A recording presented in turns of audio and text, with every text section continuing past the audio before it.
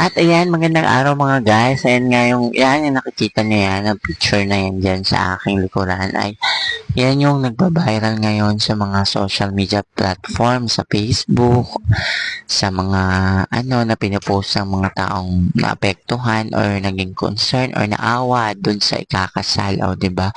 Kasi nga naman, lalong-lalo na dito sa TikTok trending na trending yan ngayon. Kasi nga naman itong ikakasal, naglalakad na dyan sa aisles, naglalakad pa lang pala dyan sa aisles, si Father nagsimula na ng kanyang misa. Medyo nakaka-offend pero at panghinayang, nakakadismaya sa part ng bride. Me personally, hindi ko alam kung ikakasal ako, pero kung ako yan, magdaramdam talaga ako ng todo-todo at malulungkot ako kasi nga naman hindi lahat kaya magpakasal at hindi lahat kinakasal. Marami na dyan matagal na mag-asawa, mag-live-in, pero hindi sila kinasal. Kaya yung kasal na yan para sa kanila ay sagrado. Pinakamahalaga at pinakamasayang part ng buhay ng mag-asawa yung pagkapapakasal na ganyan. And ito naman para naman kay Father, sana hinintay mo na lang po, Father, na matapos yung paglakad dyan ni Bride na ikakasal kasi kawawa naman, buntis pa daw pala yan. Siyempre, muntik ang pangmadapayan dyan. Kita nyo naman kung mapapanood nyo yung video niyang picture na yan, ang kasal na yan. Hindi ko alam kung kung anong mararamdaman nyo, kapatid o kamag-anak kayo ng tao o kahit kaibigan, malulungkot talaga kayo. Pero dahil Pilipino tayo, nandiyan na yan. So, late man yan or itutuloy pa rin yan. Kasi nga, we Filipinos, talagang importante yung mga ganyang tuloy pa rin kahit na hindi na maganda yung nangyari, tinutuloy pa rin yan.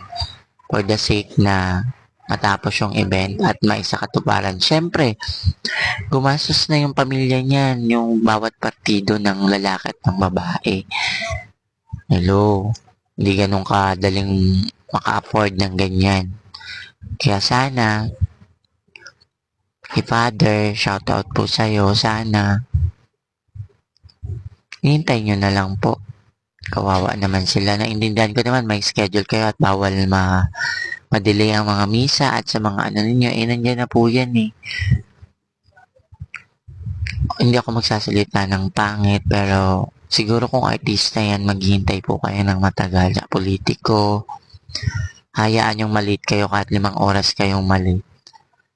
And doon naman sa nagsabi na na-reschedule yung ng kasal nila, yung oras ng kasal nila, yung nagtatrabaho din sa parish na yan, sa simbahan na yan. Sana kinausap niyo si Father, inayos yung schedule para naman hindi naapektuhan yung pamilya ng ikakasal.